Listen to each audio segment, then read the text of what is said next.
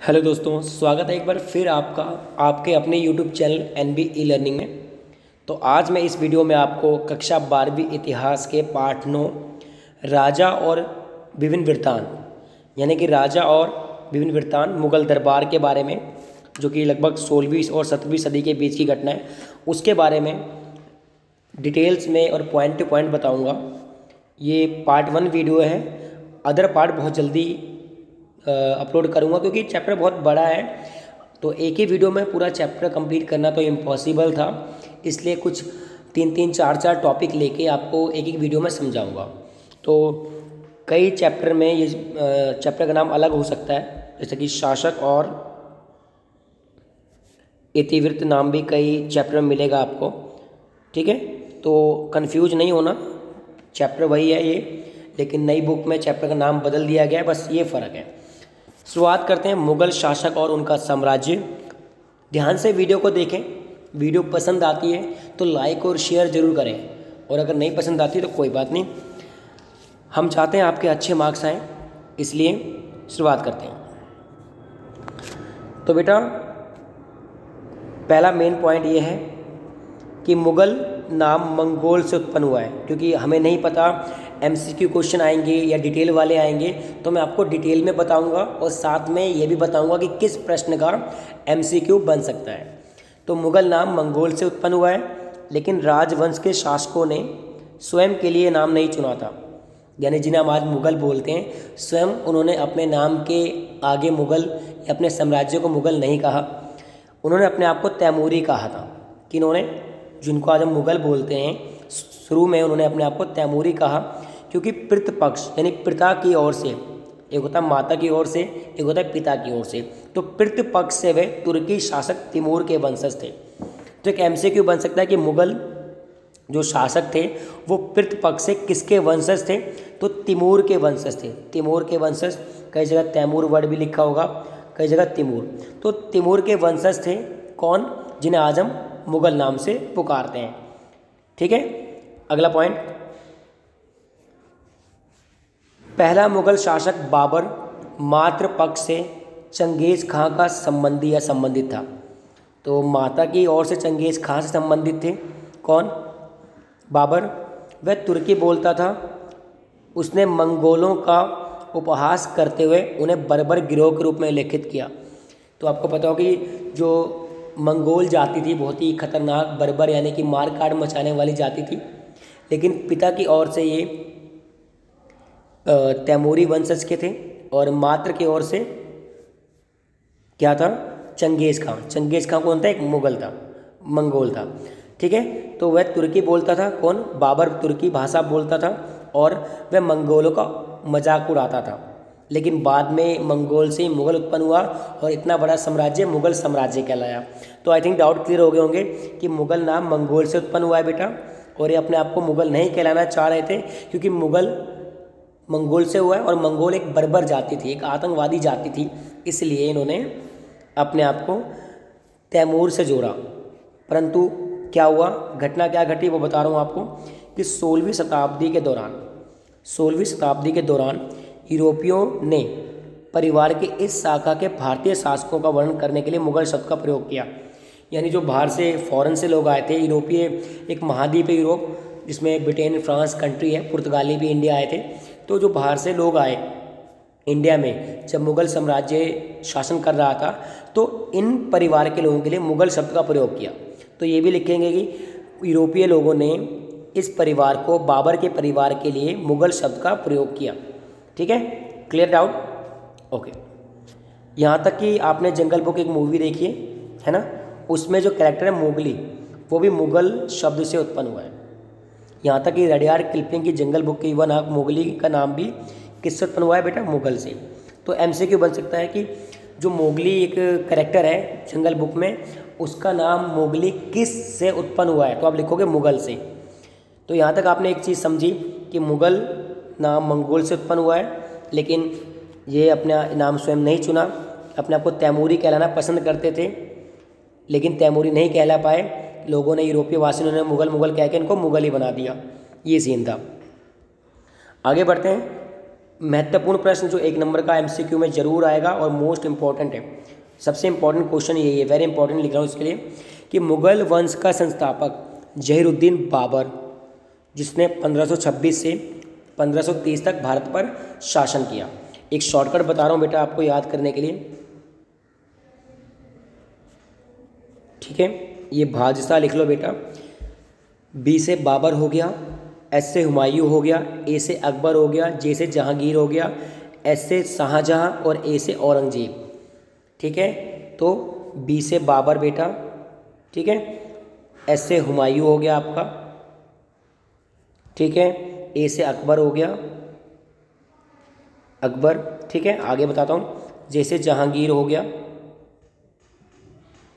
S से शाहजहां हो गया और ए से औरंगजेब हो गया, औरंगजेब, ठीक है। तो आपको ऐसे याद रखना भाजसा, जो मुगल वंश के महत्वपूर्ण राजा शासक थे उनका शॉर्टकट है भाजसा, ओके।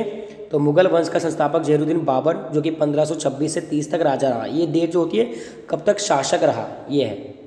और बाबर ने 1526 में इब्राहिम लोदी को हराया था। किसको हराया था बेटा?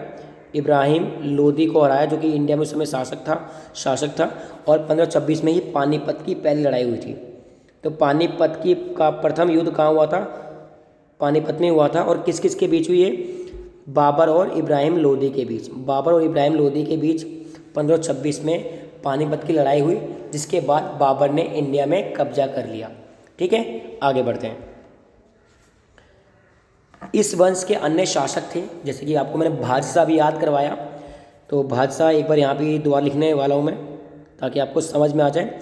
नसीरुद्दीन हुमायूं, इसने 1530 से 40 तक शासन किया। फिर इसको शेरशाह सूरी ने हरा दिया था, जिसके कारण इसको वापस ईरान के सम्राट के अधीन जाना पड़ा। फिर 1555 में फिर इसने इंडिया को जीता और 56 तक राजा रहा, फिर मृत्यु हो गई। फिर उसके बाद अकबर, बाबर पढ़ लिया हमने, हुमायूं पढ़ लिया, अकबर। जलालुद्दीन अकबर पूरा नाम है। 1556 से 1605 तक भारत में शासक रहा। जहांगीर इसका बेटा अकबर का 1605 से 27 तक, जिसको हम सलीम के नाम से पुकारते हैं। सलीम, प्यार किया तो डरना किया वाले गाने का सलीम है जहांगीर। फिर शाहजहां 1628 से 58 और अंत में औरंगजेब 1658 से 1707। और ठीक है, इस वंश का सबसे महत्वपूर्ण शासक, महान शासक कौन था बेटा? वो था बेटा आपका अकबर। ठीक है, अकबर इस वंश का सबसे महान शासक था। इंपॉर्टेंट क्वेश्चन है अगला। और एक और क्वेश्चन बन सकता है एमसीक्यू में कि 1857 में इस वंश के अंतिम वंशज बहादुर शाह जफर द्वितीय को अंग्रेजों ने उखाड़ फेंका। तो अंतिम राजा, मुगल साम्राज्य का अंतिम राजा कौन था? बहादुर शाह जफर द्वितीय, जिसको 1857 की क्रांति में अंग्रेजों ने काला पानी की सजा दी थी। ठीक है, बहुत इंपॉर्टेंट है। चलो, एक टॉपिक एंड हो गया हमारा। अब दूसरा टॉपिक, इतिवृत्तों की रचना। आपके बुक में भी ऐसी टॉपिक मिलेंगे, लेकिन टॉपिक का मैं निचोड़ इस वीडियो में आपको बता रहा हूँ। इतिवृत्त क्या होते हैं? इतिवृत्त को क्रॉनिकल शैली, यानी कि घटनाओं का अनवरत काल क्रमानुक विवरण, यानी कि जैसे जनवरी में जो घटना घटी उसको जनवरी के टॉपिक में आएगा, फरवरी में जो घटना घटी फरवरी में, यानी कि समय अनुसार पहले जो घटना घटी जिस टाइम पे उसको लिखेंगे, उसके बाद अगली घटना जब घटेगी उसको लिखेंगे। तो अर्थात किसी घटना का क्रम अनुसार ब्यौरा देना। तो इतिवृत्त का मतलब क्या होता है? किसी घटना का क्रम अनुसार ब्यौरा देना। तो मुगल शासकों ने अपने इतिवृत्त लिखवाए, अपने दरबारियों से लिखवाए। अब बताऊंगा किसने क्या लिखा। तो मुगल काल की प्रमुख रचनाएं हैं बाबरनामा। तो बाबरनामा स्वयं बाबर ने लिखी है, जहीरुद्दीन बाबर ने बाबरनामा, अपनी आत्मकथा, स्वयं की कथा। हुमायूं नामा, ये हुमायूं की बहन है गुलबदन बेगम, इसने लिखी है। याद रखना कि हुमायूं नामा गुलबदन बेगम, जो कि हुमायूं की सिस्टर थी। क्या थी बेटा? सिस्टर, यानी कि बहन थी, सगी बहन, यानी अकबर की चाची। अकबरनामा अकबर के दरबारी कवि अबुल फजल ने लिखी है। बादशाहनामा अब्दुल हामिद लाहौरी ने, जो कि अबुल फजल का शिष्य था, उसने लिखी है। तो बाबरनामा बाबर ने कौन सी भाषा में? तुर्की भाषा में लिखी बेटा। ये तुर्की भाषा में, बाकी सभी फारसी भाषा में लिखी गई हैं। तो लिखा हुआ है कि मुगल दरबार इतिहास फारसी भाषा में लिखे गए थे, लेकिन बाबरनामा आपका तुर्की भाषा में लिखा गया था। आगे बढ़ते हैं। मुगलों की मातृभाषा तुर्की थी। इनके पहले शासक बाबर ने कविताएं और अपने समस्मरण इसी भाषा में लिखे। तो बाबर ने जो अपना बाबरनामा लिखा वो भी किस में लिखा था बेटा? तुर्की भाषा में। अकबर ने सोच समझकर फारसी को दरबार की मुख्य भाषा बनाया। इसका रीज़न क्या था कि अकबर ईरान और तुरान के लोगों को अपने दरबार में जगह देना चाहता ताकि वहाँ की संस्कृति को अपना सके और वहाँ के लोग भी अकबर की वो माने, क्या माने कि पावर को जान सके।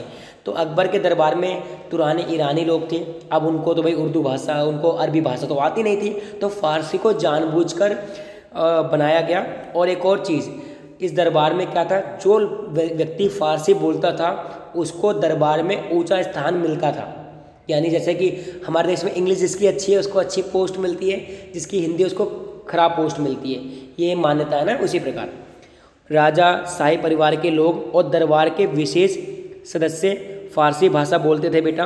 अकबरनामा जैसे मुगल इतिहास फारसी भाषा में लिखे गए। ठीक है, तो ये भी 3 महत्वपूर्ण पॉइंट है। आपको वीडियो को बार बार देखोगे, 2-3 बार देख के तो रट जाएगा चैप्टर आपका। और पसंद आ रही है प्लीज़ लाइक बटन दबा दें अभी। तो बाबरनामा बेटा तुर्की भाषा में लिखी गई और किसने लिखी थी? बाबर ने लिखी थी। बाबर कौन था? जिसने मुगल साम्राज्य की स्थापना की 1526 में और 4 साल तक इंडिया का शासक रहा। मुगल बादशाहों ने महाभारत और रामायण जैसे संस्कृत ग्रंथों का भी फारसी में अनुवाद करवाया। मुगल बादशाहों ने महाभारत, रामायण जैसे संस्कृत ग्रंथों का किसमें? फारसी में अनुवाद करवाया। और महाभारत का जो नया नाम था फारसी में वो था रजमनामा। इंपॉर्टेंट पॉइंट है कि रजमनामा क्या थी? महाभारत का जो फारसी अनुवाद था, जिसको हिंदी में युद्धों की पुस्तक कहा गया। तो ये आपका पॉइंट है। तो हमने 2 पॉइंट करवा दिया आपको, शासक और इतिवृत्तों की रचना करवा दी और मुगल साम्राज्य के बारे में। अगला है पांडुलिपियों की रचना। तो मैं टॉपिक वाइज कराऊंगा, आधे टॉपिक इसी वीडियो में लूँगा, नेक्स्ट वीडियो बहुत जल्द अपलोड करूँगा, उसमें भी आपका टॉपिक लूँगा। पांडुलिपि, पांडु मतलब हाथ से, लिपि मतलब लिखने वाली चीज़ें। तो पांडुलिपियों की रचना कैसे हुई, किसने करवाया, ये सब बताऊँगा इस वीडियो में। मुगल भारत की सभी पुस्तकें यानी मुगल काल की सभी पुस्तकें पांडुलिपियों अर्थात हाथ से लिखी होती थी। भारत में मुगल भारत की सभी पुस्तकें किसमें लिखी होती थी? हाथ से लिखी होती थी। और पांडुलिपि रचना का मुख्य केंद्र शाही किताब खाना था। जैसे कि प्रिंटिंग प्रेस होता है, वहाँ पे प्रिंट होता है, वैसी पांडुलिपि रचना का एक सेंटर था, एक पूरा वो बना रखा था, फैक्ट्री टाइप कक्ष बना रखा था, जिसको हम क्या बोलते थे? शाही किताब खाना। नोट करना है कि पांडुलिपि रचना का मुख्य केंद्र शाही किताब खाना था। अगला पॉइंट, किताब खाना एक ऐसा लिपिक घर था जहां बादशाह के पांडुलिपियों का संग्रह रखा जाता था और नई पांडुलिपियों की रचना की जाती थी। तो जहाँ पे बादशाह की जो पांडुलिपियाँ रिकॉर्ड में रखी जाती थी और नई नई पांडुलिपियों की रचना की जाती थी। कहाँ पर? शाही किताब खाना में। अब एक व्यक्ति तो सारे काम करेगा नहीं, कॉमन सी बात है कि भाई देखो, अगर आपको कोई बुक छापनी है, अकेले आप ना लिख लोगे, ना छाप लोगे, ना कंटेंट तैयार कर लोगे। उसी प्रकार बहुत सारे लोग चाहिए होते थे। वो कौन कौन चाहिए होते थे? ये देखो बेटा, थोड़ा जूम करता हूँ मैं इसको। पांडुलिपियों की रचना में विविध प्रकार के कार्य करने वाले बहुत से लोग शामिल होते थे। नंबर 1, कागज़ बनाने वालों की पांडुलिपियों के पन्ने तैयार करना, यानी कागज़ बनाने वालों की ज़रूरत होती थी, वो क्या करते थे? पांडुलिपियों के पन्ने तैयार करते थे। तो कागज़ बनाने वाले पांडुलिपियों के पन्ने तैयार करते थे। सुलेखकों की पाठ की नकल तैयार करने की आवश्यकता थी, यानी सुलेखक जो अच्छा सा लिखते हैं, तो एक ने लिख दिया रफली और उसको अच्छे ढंग से लिखना सुलेखकों का काम था। कोफ्तगार, ये क्या करते थे बेटा? कोफ्तगार आपके पृष्ठों को चमकाने के लिए, ग्लॉसी पेपर यानी चमकदार पेज बनाने के लिए। और चित्रकारों की पाठ से दृश्य को चित्रित करने के लिए, यानी कोई किसी घटना को जब हम अपने बातों से, अपने शब्दों से नहीं बयां कर सकते तो चित्रों के माध्यम से बयां करते थे। जैसे राजा को बहुत पावरफुल दिखाना तो उसके आसपास परियां लगा दी या बड़े बड़े सेनापति लगा दी, इस तरीके से।